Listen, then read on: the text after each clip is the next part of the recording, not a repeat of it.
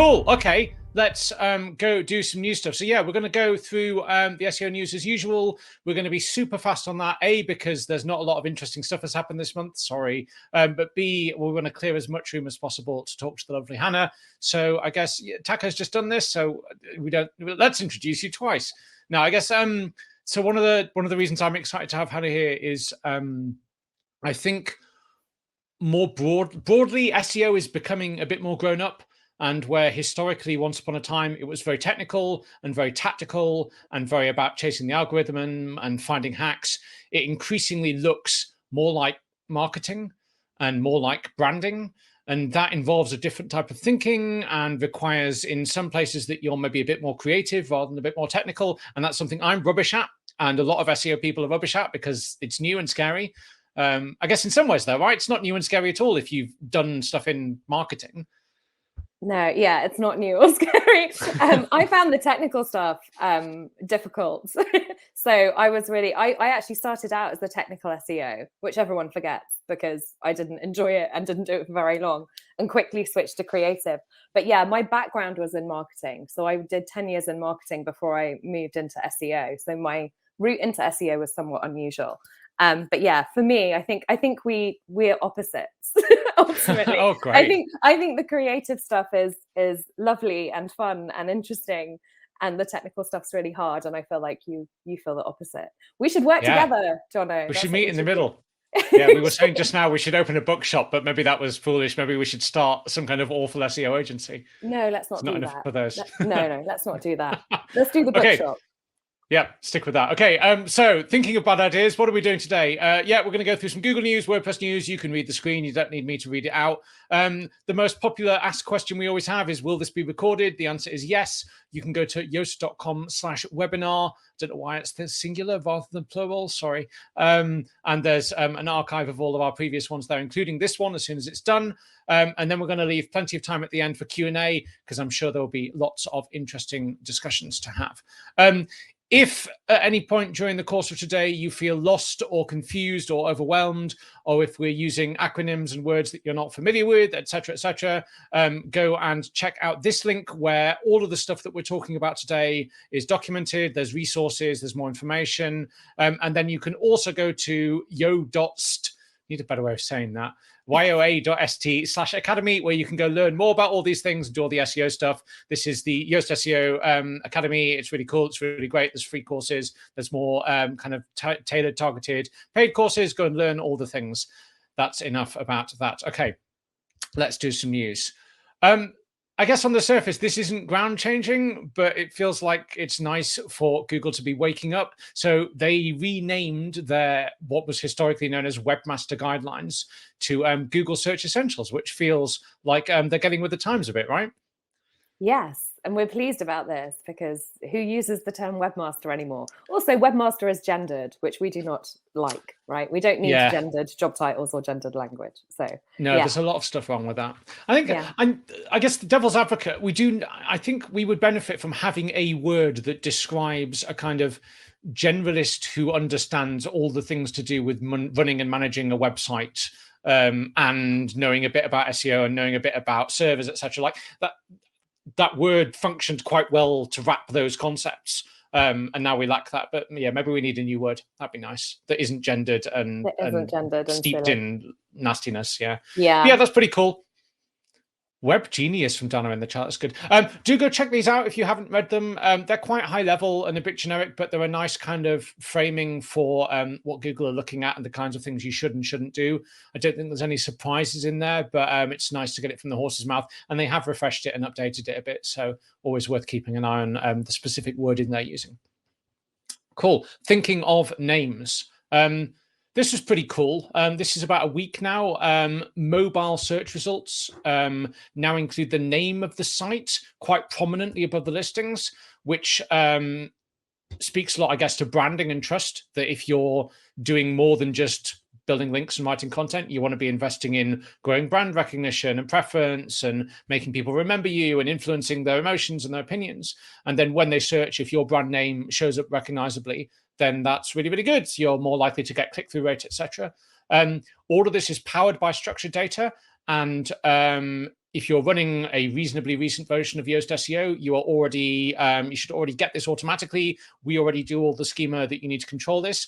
We did, however, are doing about an hour ago, launched an update for Yoast SEO to give you more control over this, and you can edit it and tailor it, which is pretty cool. But yeah, nice to be doing a bit more branding stuff directly in the search results. Oh yeah, I should have gone forward a slide. That's what this looks like. You can go and edit the things and be really specific in how you want to represent your brand name. Because like, there's probably a difference between the name of your brand and the name of your website and your acronyms, etc. You can list out all of those, and we'll communicate that to Google. Thinking of names, what's in a name? Google Data Studio has just rebranded to Looker Studio, which I'm not in love with. The name, not the product. The product's great, but this feels utterly trivial. But what's interesting about this is Looker is a pretty awesome enterprise analytics visualization platform tool thing. And Data Studio has always been a little bit rough and ready, felt a little bit clunky. Nothing's changed in the product yet, but hopefully they're going to come together a bit, and Data Studio will become better and better. If you are, I was about to say, if you're struggling with Google Analytics 4, which if you were on last month, Jill would have, I'm sure, scared you even more about that. Or if you find yourself getting lost in Google Analytics or anything similar, or paid media reporting, Data Studio is a really good tool if you haven't played with it, for pulling all that into one place, clicking it, dragging it around, exploring it. It's much more intuitive than a lot of kind of Google Analytics type interfaces and stuff. So hopefully this is the beginning of that becoming much smarter. Okay, slightly more interesting stuff. Pretty pictures in search results, right? This is cool. I'm going to mute myself while I cough horrendously. Sorry. Oh, poor Jono. No, that's overwhelmed by excitement. Yeah, what do we think about this? I would like it more if so obviously there are more visual results when you shop. What I would really like is for their AI to get smart enough to understand dimensions. So I have a particular problem at the moment. I'm trying to buy a wardrobe which is 80 centimeters wide, because that's the space I have. And when you Google 80 centimeter wardrobe, some of them, in fairness, are 80 centimeters. Some of them just like really aren't. Some of them are 180 centimeters. And so rather than, I'm okay with, I would like them to get better at that bit, which would be actually useful to me. Find a lot of this. Sorry, go. Sorry, the other thing I was just going to say, so I was actually I was doing a bit of Google shopping this morning, and I was seeing some of those enhancements in the UK on desktop. Oh, trickling through. Trickling through already. So yeah. It is quite nice. So like if you click on a product that is sold by more than one retailer, you can compare the price from different retailers, and they also pull in stuff like whether or not they charge for shipping and how fast shipping is. So I think it could be useful. Like I say, I want to be able to buy an 80 centimeter wardrobe more than I want the things they've done. Yeah, and I guess two thoughts on that. One is precisely that these still struggle to be specific, right? You can go, give me a whole bunch of chairs that look like strawberries, and you'll get generally kind of, that's a really weird example, isn't it? It's a vase, not a chair. It sounds like an AI prompt. Yeah. Generate me some strange fruit furniture. I'm so bored of that. Please make me some strawberry we'll come on to that, definitely. But like, it's really bad for specifics. You can get directional kind of find me things that are roughly in this category. But yeah, if I want a very specific thing, it's terrible. And actually something like going into an Argos or an Amazon might be better for that sort of thing still. I guess some of the problem and the opportunity with that is a lot of this is powered by structured data and schema and merchant center, which some people are very ahead of the game on and doing some sophisticated stuff, and they're winning out. But a lot of the kind of broad web is still a bit rubbish. Interestingly, I don't know how much. I was just going to say, is there structured data markup for the dimensions of a thing?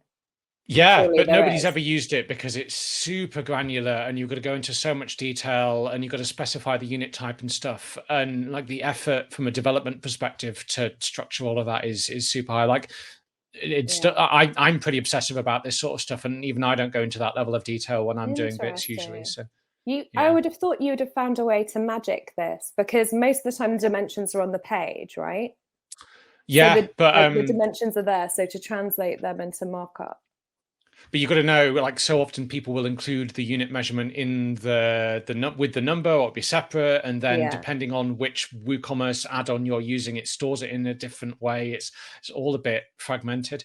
We're talking with Google a lot at the moment about new structured data stuff with Merchant Center. I suspect that at some point this will come up, because this is a problem that they have to solve. It's just not good enough yet. Yeah. Interesting. Thinking of more slightly not quite good enough things. Google announced Imagen, which I really like. Is it Imagen? I can't call it Imagen. That feels too conceited. Imagen, which is I think you're supposed to say it Imagen, surely. In a kind of wistful voice. Imagine. No. Yeah. No. So it does things like this, which when you read the release post, acknowledges that even the examples they've cherry picked to show how good it is are still a bit weird. Like if you watch the back legs on this horse thing, they definitely kind of phase in and out of existence in ways that are quite unpleasant. And this is like as good as this gets at the moment. So interesting concept. I think we're years off this being useful for kind of real world scenarios. Agree. But pretty interesting. Strong agree. I still don't really get what it's for. I think for the image generation stuff, we're definitely seeing, now that it's really good, we're seeing use cases like, I want to write a blog post about a concept and I need a way of visualizing that, and I can't find a good stock photo. Okay, generate me something that's specific to this phrase. That sort of thing starts to become quite nice, but even then that's tenuous. But this is way out there. Those legs are really upsetting the more you look at them. Yeah, like it's wading through some kind of space distortion. Sometimes it has like fewer than the requisite number of legs, I feel like. and sometimes more. Let's move on before anybody starts vomiting. Quick. Okay, some Microsoft news. This was a nice segue, wasn't it? Thinking Beautiful. of AI imagery. So I'm sure by now everybody is both bored of us hearing us talk about and has played with DALL-E or Stable Diffusion or whatever the other one's called. There are some more and more of these, and some of them are getting really good. And now Microsoft Office is integrating it into their Office suite. So when you're writing, who's using Microsoft Office and what are they doing with it? When you're writing your formal letter, I guess, instead of getting Clippy popping up saying it looks like you're drafting. Looks like you're drafting a resignation letter. Yes, exactly. You get, now would you like an astronaut in the style of an ancient Roman painting, and it will generate you on the fly. And it's like the quality is surprisingly good. But we definitely, Hannah, you had strong opinions on the bottom point there, didn't you? Yeah, so like my issue is all of these image generators, like they are trained using copyrighted art and photography. So art and photography that belongs to other people. And then they are, the machine learns, in inverted commas, from these. For clarity, copies those and smushes them with other reference material. And basically, the artists and photographers don't get any kind of money or credit. And that's their livelihood. And I feel like it's something we're really not talking enough about, because like you raised an interesting point about stock photography, right? Stock photography isn't very good, like often isn't very good, but like some of it is, and those people ought to be fairly compensated for their work. Similarly, artists and designers ought to be fairly compensated for their work. And I just feel like, no one's really talking about this. Instead, they're doing, and I'm guilty of it as well. Instead, they're just doing weird things with it. And it is kind of fun to play with. But I think it's easy to forget that, there's people's actual work behind that. And also, I have an issue with calling it learning. We're like, we train the machine. The machine learns from this. And I'm like, the machine steals. The machine steals, actually. So rant over. But I'm not down. It's really tricky, isn't it? I guess I deliberately try to play devil's advocate on this, because I think a human artist might do much the same thing. You would passively take in influence and inspiration from all the things you've seen. Everything's a remix, right? There are no new stories, there's no new art. And then as a result of all those influences and whatever constraints you have, you create something. But I think the difference is, and you're right, I think the difference is that creative process that a human goes through might inject new things, whether that's a result of other aspects and influences they have, or their experiences, or physical limitations and constraints. Whereas the machine is only ever going to give you some kind of blended accidental soup of all the stuff it has.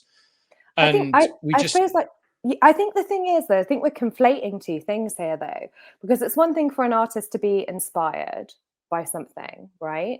But, you know, artists can plagiarize as well. And when they do, people bring lawsuits, quite rightly. This is plagiarism, right? This is plagiarism, and no one's allowed to bring a lawsuit. That's the thing which I think is problematic about this, because, you know, like, I think we can, it's, and, you know, it's a personal opinion, right? Like, and possibly I'm worrying about something which I shouldn't be worrying about, not least because this stuff isn't very good right now. And maybe though, right? Yet. But yeah, I don't know. The whole thing just makes me kind of uncomfortable. Yeah, it has a lot of parallels with the same kind of challenges we see with Google and the search results, and them showing snippets of content as featured listings that they've extracted from people's pages, and then not necessarily done a great job of attributing. And this has been a raging debate for years, that when Google starts synthesizing those results. Well, and worse, they're selling advertising against that. Right? They sell ads against other people's content. Microsoft, in the same way, you know, don't sell ads against this, but, you know, you pay for Microsoft should you, well, you know, one can pay for Microsoft Office Suite. So somebody should must one decide to. But let's move on from this, because it's a quasi-legal minefield. Yeah, and I'm not a lawyer, and I don't know what I'm talking about.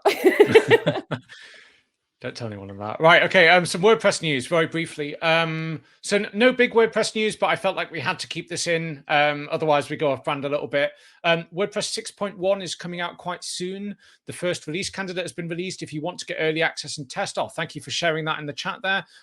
Don't just go install this on a big important site that your livelihood is tied to, because it's not ready yet. But if you want to trial it and get advanced kind of hands-on with some new stuff, then you definitely can. There's a few exciting things in the pipeline. One is there are some potentially huge, that was good, wasn't it? Huge performance boosts from some new caching strictures and systems in the back end. I mention that because, as we do every month, a lot of that has been involved the WordPress core performance team, which we're heavily involved in, which is pretty awesome. Yaron in the chat says RC2 is also released. Probably test that one rather than one. It's probably got more stuff in it. And there's a whole bunch of backend changes. There's some new stuff you can do with things like fluid font sizes, which is pretty cool. If you do want to get ahead of the curve, as ever, you can go and use that. But yeah, do so with care, because things might break. Okay, some social media news, which we will pretend to know something about, despite being completely out of touch with the youth. I loved your reaction to this one when we were showing show notes earlier. So YouTube has added handles. Tell me about this. It's so modern, isn't it? It really is modern. Yep. Basically in YouTube now, you'll effectively be able to at someone via their handle, much like you've been able to do in Twitter since 2008. Much like you can do on Instagram, on TikTok. So yeah, this is very modern, and I am very impressed with YouTube. Actually, like, I think it's more like, finally, like, it's good that they've finally done this. And I will acknowledge that YouTube, like, I have some questions around, like, whether or not YouTube is really a social network in the same way that kind of Twitter, Instagram, TikTok are social networks, because you've got an awful lot of people who just lurk and don't, do you know what I mean, don't create. But yeah, well done, YouTube. It's like it's 2008. Congrats. It is, isn't it? I guess them finally exceeding and joining forces means that this becomes the de facto standard for tagging people on the net, right? Like no platform or network is ever going to launch now that doesn't have this or do this, because it's now universal, and they were just the last to adopt. That's interesting. Yeah. I met the chap who invented the hashtag at a conference a few years ago. That was a bit weird. Yeah. How is he about that? How does he feel about that now? I think a little bit torn. Like at the time, there was no way to kind of browse through topics and horizontally in Twitter. And now I guess in the same way that all of Twitter has good stuff and bad stuff. He's a bit worried about what he's opened up. But yeah, that was interesting. Anyway, side chat. This was a fun one as well. So I'm sad about this. Are you? Yeah, I feel like so a bit of context. Facebook has for a brief time longer a thing called instant articles, which allowed you to read news articles in a kind of Facebook flavored environment. And news publishers and websites could pipe those articles to Facebook in the right format, and it would be faster, it would be sleeker, it would be a better experience for the user. They wouldn't have to leave Facebook. Also a better experience for Facebook because they can monetize that. But it was like, it at least meant that Facebook had some editorial and news content, and now they're killing that because all the kids are just watching video. Pretty much. Is that why they're killing it? Go on, tell me what's really happening. Well, so I don't think they're killing it because the kids are watching video. I think they're killing it because they're frightened of TikTok. So, and what's really interesting about this is it's sort of like, it's kind of snaky, this article. Like it kind of snakes around a bit. It's true that Facebook are ending support for instant articles, but the interesting bit about this particular news piece was the way that they're injecting, essentially, Facebook are injecting video, TikTok style videos into people's feeds because they think that that's what the kids want. I mean, for me, like, I'm actually enjoying watching the slow, painful slide into irrelevance for Facebook. Like, I really am. But I don't, and actually, like, from the sidelines, because I'm a horrible human, I just enjoy like watching Mark just desperately trying to stay cool. It's like, come back, young people. Like the very idea that young people are suddenly going to come back to Facebook because there's some TikTok style videos on there now. You know, you're like, are you okay, babe? Do you understand social media? I thought this was like your job. Chasing the symptoms, right? yeah. But this is your job. You know, you're just like, yeah. So anyway, I thought the most interesting thing about this was basically Facebook admitting that they're pushing video into people's feed in order to fight back against TikTok. Yeah. It's interesting, isn't it? I wonder, think about this a lot. I wonder if all social networks and platforms are, and I'm sure people have written about this, are doomed to go through a kind of an early adoption spike where they're cool, they're trendy, they're where the kids are at, they're a new format, etc. They get saturated, they start to monetize it, they put more adverts in, there's a marketplace, there's a shop, and people start abandoning gradually. And Facebook's just at the very long kind of petering out tail of that. Instagram's quite early on. And all of these get faster and faster, they come and go faster. Or maybe all that happens is one social media platform wins each narrow vertical. Instagram is images, TikTok short-form video, and there's no place for a kind of generalist Facebook anymore. Could go either way, I guess. Yeah, and for what it's worth, I think that like most people use Facebook to keep up with their parents and grandparents, right? Yeah. And that's like, and you know, that there's a place for that. I mean, I think what's interesting is like, so I am 44 years old and I don't use Facebook.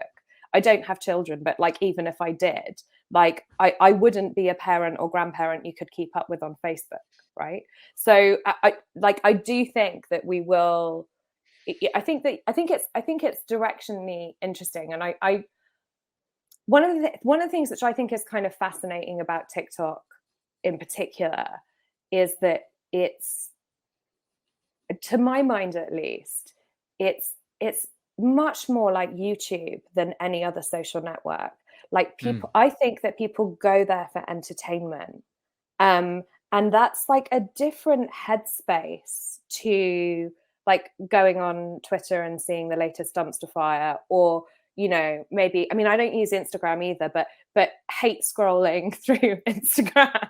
Yep. Do you know what I mean? I feel like it's a different headspace. And it's, yeah, like whether or not that'll stick, I'm not sure. Obviously, like, I'm not sure either.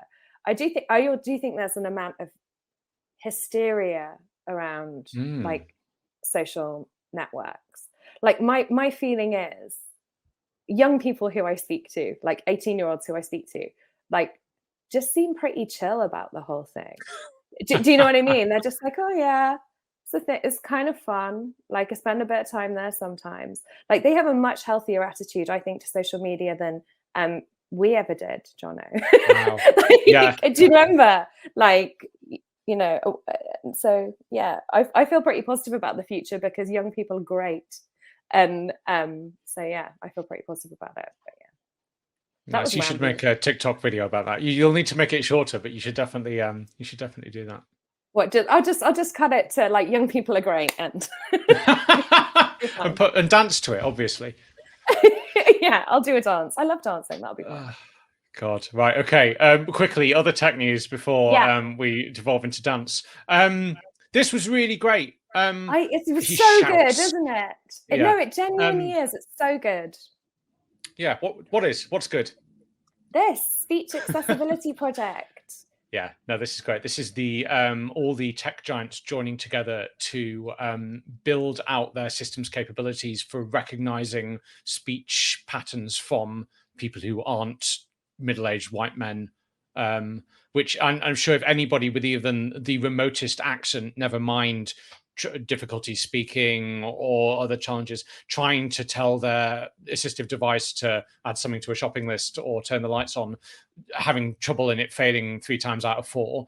I can't imagine how much harder that is for people who genuinely have difficulty communicating or these systems struggle to recognize because of whatever reason.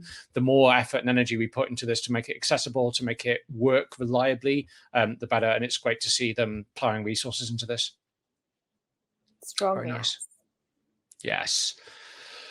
And then thinking about good stuff, this might be good stuff. It's hard to say yet. So we've talked on and off for months now about the kind of looming challenges around the death of cookies, at least third-party cookies, around the upcoming sunsetting of universal analytics, around how Google fonts may or may not be illegal, and all of these boil down to, and many other things, all essentially boil down to the same problem, that there is no good legal framework for data to be moved, data about or belonging to EU citizens being moved to America. Yet many of the services we rely on, like Google Analytics, like Amazon Web Services, which hosts all of the things, like Google Fonts, like all of these stuff, are all based in America, or either partially or entirely.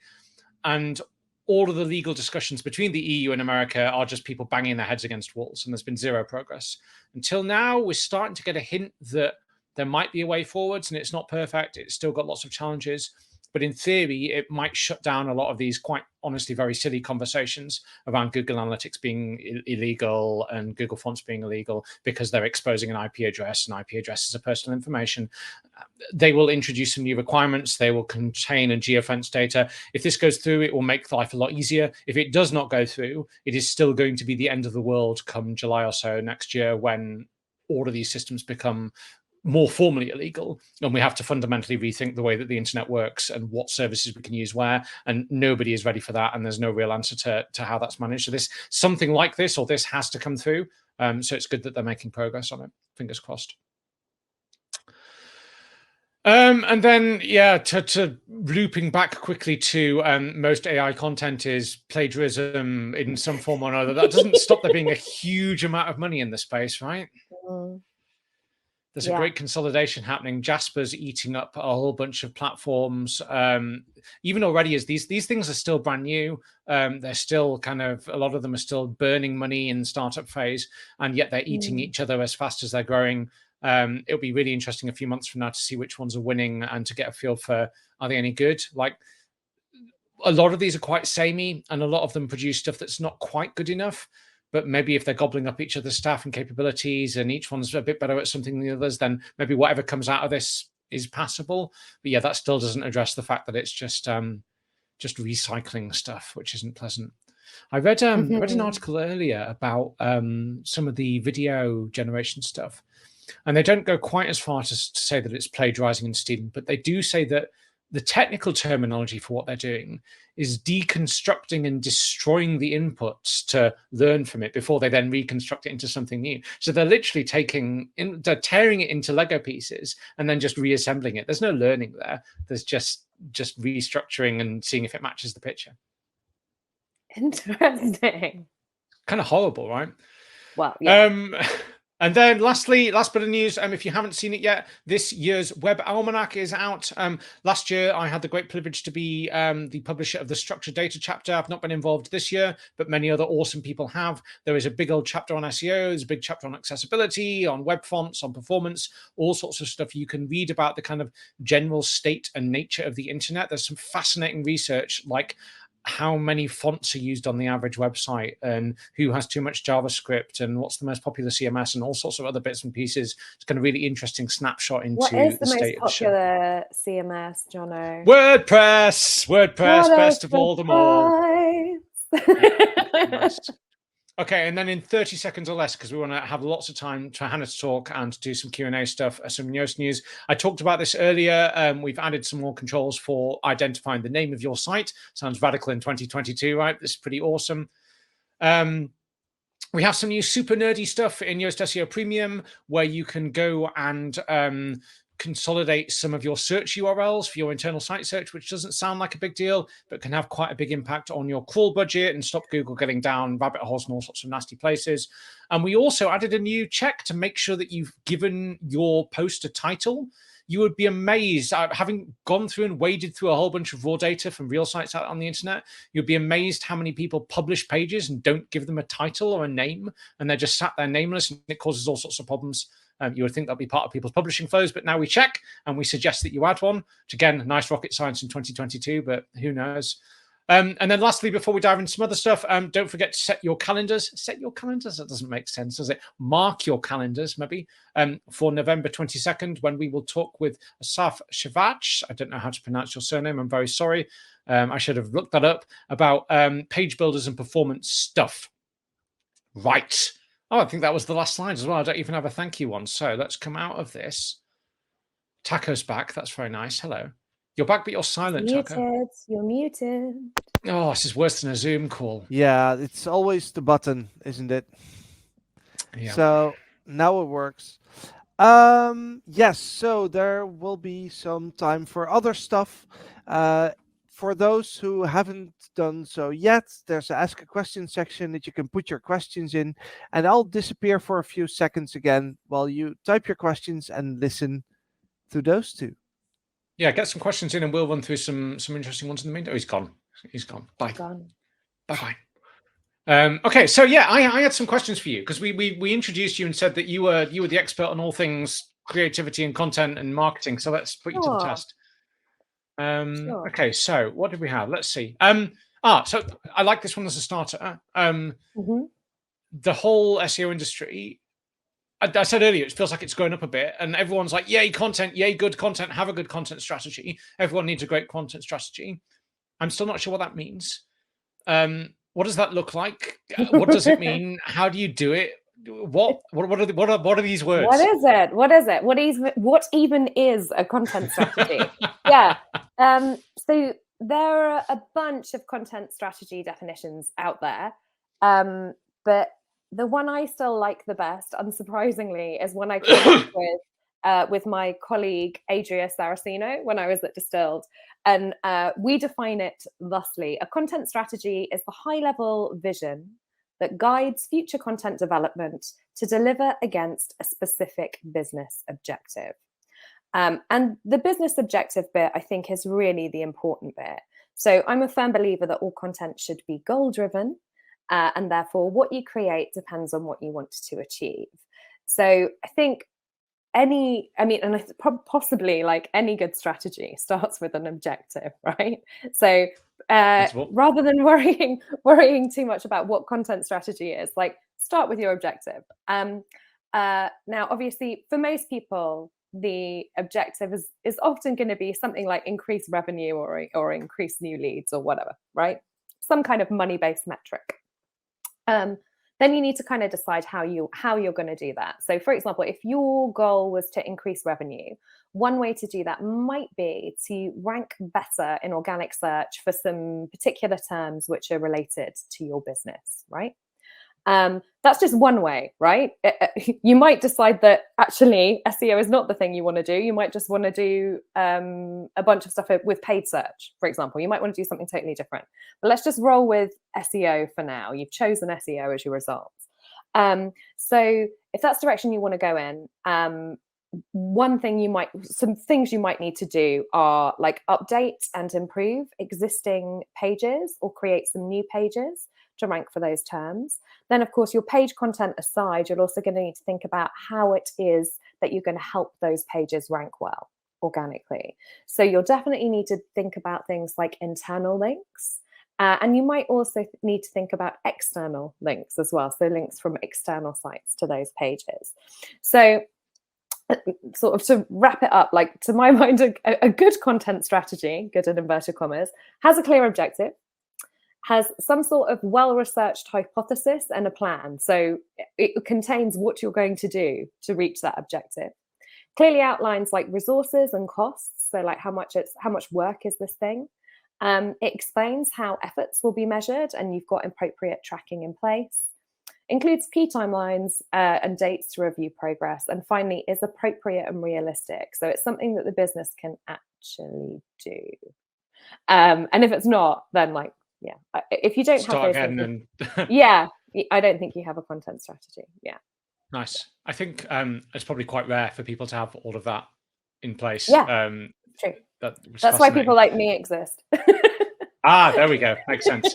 So I guess one of the challenges, a lot of people will go, yep, that makes sense. And they'll be doing baby steps on this. They'll be in a position where we can commit to writing some blog posts and we can commit to putting some articles together, and they never get past that kind of step one. And then at the other end of that scale, like what does best look like? Big, creative, flamboyant, successful press coverage, mind-changing stuff that wins hearts and minds. How do you close that gap? I think,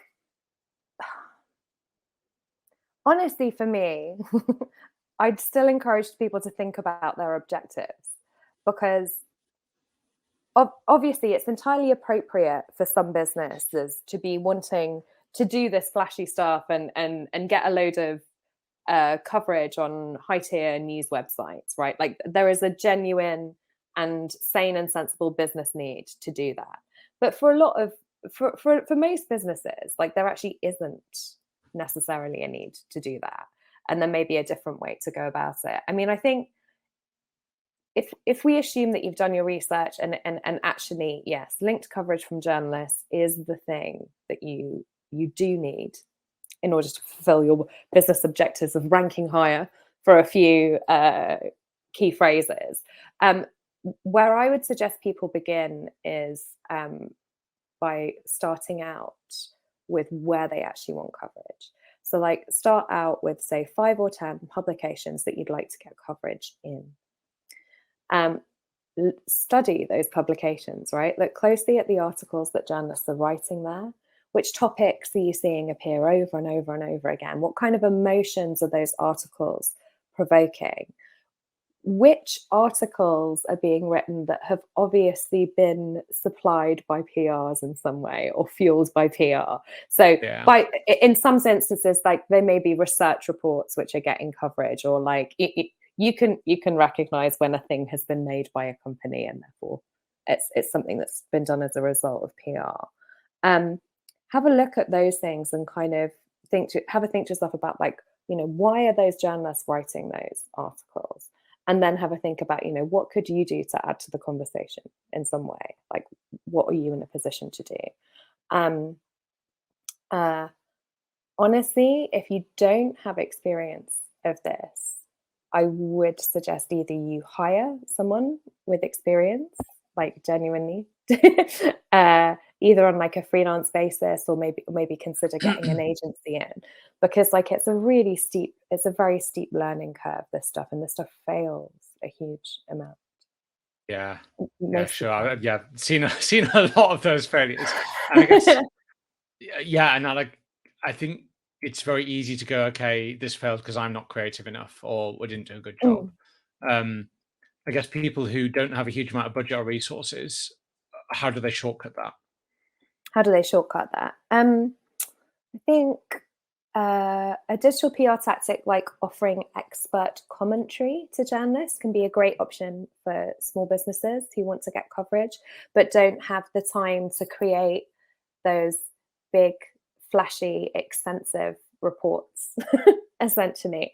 So you'll probably have noticed if you're on Twitter, well, first and foremost, journalists are on Twitter. So only journalists and SEOs are on Twitter. There's no real humans there anymore. It's just us. Yeah, I don't know. Maybe. Yeah, possibly that's true. And Elon Musk. Is he human? We're not sure. We're not sure. Debatable. He needs a category all on his own. Yeah, there are journalists on Twitter, right? All the journalists are on Twitter, or most of the journalists on Twitter, and they often put out requests using the hashtag Jono request. There are also services like Help a Reporter Out, HARO, which can help you filter and keep track of journalist requests like this. A friend of mine called Serena Chande, she just did a Brighton SEO talk. I'm going to whack her slide deck. Can I put it just straight in the chat? Yeah.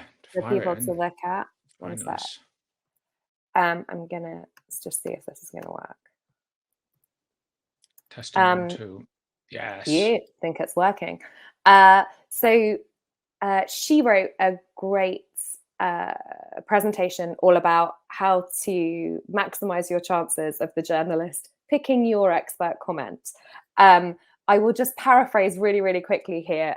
Essentially, like, resist the urge to sell or promote yourself as a small business owner. Yeah.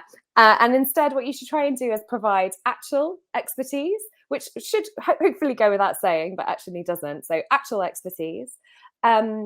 Value, something of value. So ideally, like a new perspective or an alternative take is better than the same old advice that everyone spouts. And obviously, it will increase your chances of coverage.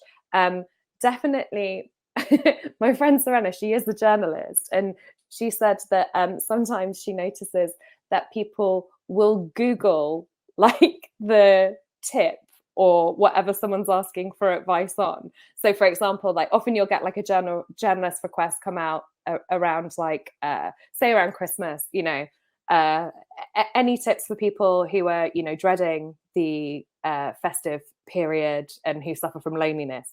People basically like Google it and copy and paste the featured snippet and then pretend that was something they said. And, you know, just don't do that, because journalists can use Google. And so they don't need that from you. They need actual expertise and something, as I say, ideally a new perspective or alternative take. And your aim ultimately should be to like educate the readers and provide unbiased, truthful, useful and accurate and up-to-date information. I think the only other thing I would say is like, do you pay attention to what the journalist has asked for, right? So if the journalist has said, I am looking to speak to a doctor about X. Don't send a vet. Well, I mean, a vet actually wouldn't be so bad. I was going to say, don't send a marketing manager. Do you know what I mean? And always try. So like everybody describes themselves as an expert, but it's much better if you can qualify that in some way. So for example, rather than claiming to be a sleep expert, it would be much better if you said like, I wrote this book about sleep and I you know, I did these particular qualifications, that kind of thing. So prove your expertise rather than calling yourself like a sleep expert or I don't know, whatever kind of expert. Yeah, that's what I would recommend you do. Nice, makes sense. One last one before we get to everyone else's questions, just quickly, and it's a big one, but your quick thoughts. A lot of this is rooted in being or thinking creatively. I don't think I'm very good at that. And I imagine there's a lot of people who say, I just run an insurance website, I'm not very creative. How do you cross that chasm? How do you be more creative? How do you be more creative? Well, creativity is a skill, not a talent. So I think the way that you be more creative, honestly, is just practice. A lot of the things that we think of as talents are actually skills. My friend Mark used to say that kind of complaining you're not creative when you don't do any creative work is a bit like going to the gym once, doing one sit-up and complaining that you don't have a six-pack. Because it is, it's just work. It's just work like everything else. And I guess like what I would say to you is if I said to you like, oh, Jono, I'm not very good at coding. And you said to me, how much coding have you done though, Hannah? And I went like, oh, you know, I tried it for half an hour once and thought it was hard. Your first instinct would be to tell me like, well, maybe just do a little bit more, commit to doing a bit more. So what does commit to doing a bit more look like in terms of creativity? I think the thing that most people miss is they are trying to come up with ideas in a vacuum. Ideas don't come from nowhere. They always come from somewhere. So I kind of said earlier, like my starting point always when I'm doing creative work for any client is those publications where I want coverage. So I spend a bunch of time looking at those publications, looking at which topics seem to be particularly resonant right now. I do things like read books and watch films and look at try and talk to people who are interested in this stuff so that I'm able to get under the skin of it. And kind of essentially what I'm trying to do is create some kind of like swipe file of inspirational stuff. And then based on that, only when I've got tons and tons and tons of stuff will I even think about trying to generate or come up with any ideas. I think the trouble is most people kind of go like, oh, I've got a pen and a bit of paper and I've tried to come up with ideas and I can't. And I'm like, well, I'm not surprised. You've got no fuel. You've got no fuel. So that's nice. Yeah. Really get into the space. Cool. Okay. Taco was there he is. Look at that. See his name and he appears. Come back. Lurking. Yes. Nice. Because besides all the good questions that you asked, Hannah, there's a few more questions for the both of you. Okay. And the one that received the most upvotes is a question by Ross, who asked, are news articles good for backlinks? So this is... I have opinions, but I'm sure Hannah does as well. Yeah, go on, you go. I think I'm naturally averse to anything tactical to do with links. I think the best way to get links is to have content and a website and a product or a proposition that people naturally talk about and care about and are interested about. And then as a result of that, they're going to link to it. However, that's a little bit naive. So there's a middle ground.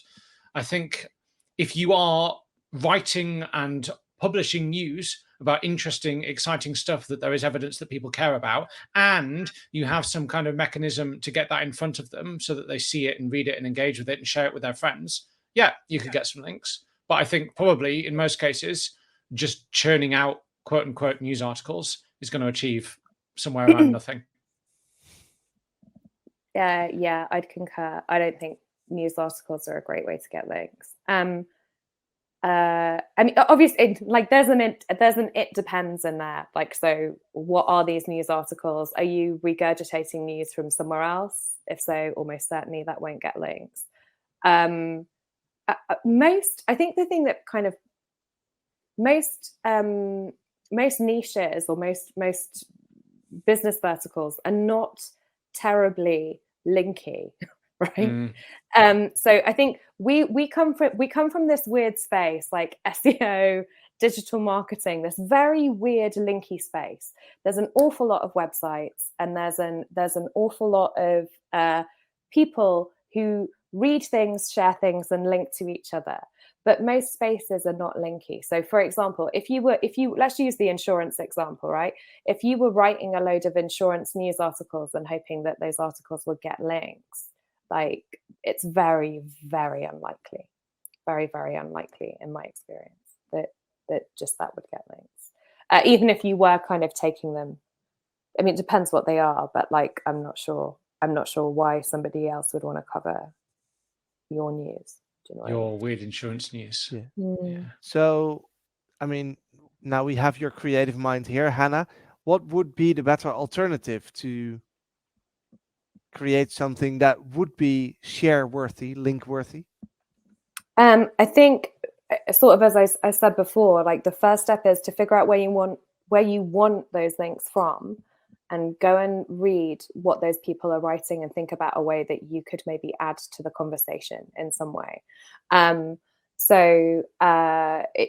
For example, if in your particular niche you notice, let's just actually screw it. Let's talk about automotive journalists. We're sticking with insurance. Let's assume that you do car insurance. That's your thing, right? So it would make sense then maybe that you would want to get links from automotive journalists. If you go and have a look about what automotive journalists write about, it's actually like incredibly limited, right? So they write about new car releases and new car launches. You can't help them there because you don't make cars, you sell insurance, right? So that bit's out. You don't make, similarly, you don't make anything to go on a car, right? You don't make sat navs, you don't make tires. What do people care about? Exhaust? You don't make any of that stuff, right? So you can't help the automotive journalists that way at all. But something else that you will notice that automotive journalists write about are things like driving laws. So something you see constantly are the driving laws that people don't realize are laws and therefore they break the law by accident. So there's the driving law thing. There's driving conditions stuff. So at various points in the year, it might be dangerous to drive for various reasons. So winter driving, there's always like a bunch about winter driving. Similarly, if it's very rainy where you are in the world, I imagine there might also be some like rain stuff. If you get hurricanes, there may be some hurricanes. Do you know what I mean? Like there will be various driving conditions things. The other thing that you will see is that gets covered are things like studies. So I've done a lot of work in the insurance space and in car insurance particularly, and I think it's actually kind of fun. So a few of the things that we did was we used publicly available data sources to figure out where the most congested or trafficy roads were in every single region of the UK. That got a bunch of coverage. So we weren't using our own data, but we were using an alternative data source and interrogating it. I've seen people do something similar for the most dangerous roads. So they're looking at traffic accident data. Yeah. I've seen people do stuff that's similar for like the most. Somebody did this brilliant thing about like, is it called rubbernecking? So basically they took all of the attractions in the UK that you could see by road and saw which ones seem to cause the most accident. And I was like, that is a beautiful thing. That is piles of cars outside Stonehenge. Exactly. It's right. Stonehenge 1. Stonehenge 1. One. I know it's not really winning, is it? But yeah, I was like, that is good. That's really good. Yeah. So it's stuff like that. I think, see what's out there, see how you can build upon it. That's what I would recommend you do. Wow, that is a very detailed and practical answer. I'm loving it. Love it. Yeah. A slightly different one is by Stephanie and Jono. I think this is right up your alley. I hear a lot of structured data. How can I use structured data myself to rank higher in Google? I won't dwell too much on this one because we've talked about this a lot, but I guess very briefly, structured data does not affect rankings, but it absolutely does affect how Google and others understand your site and your content. And that improved understanding might unlock different types of result formats, which might increase click-through rate, might increase recognition, might do a whole bunch of other stuff. They might buy you entry to result formats and listings that you might not be able to get without structured data. Like in the recipes or flight space, you're going to struggle without it. And kind of more existentially, helping Google to better understand not only your content, but the people who wrote it and the companies they work for and the places they live and where they went to school and which awards they've won are all good things to do, because if they understand that, they're more likely to understand that your content is more trustworthy, which might yada yada. All of these are kind of secondary effects. So it won't help you rank, might help you do better in search. All right. And how can you use it, I guess, was the actual question. Install Yoast SEO and configure it, and we'll do all the heavy lifting for you. I'm guessing it might help in stuff like Google Shopping as well, hey? Like it might actually help you.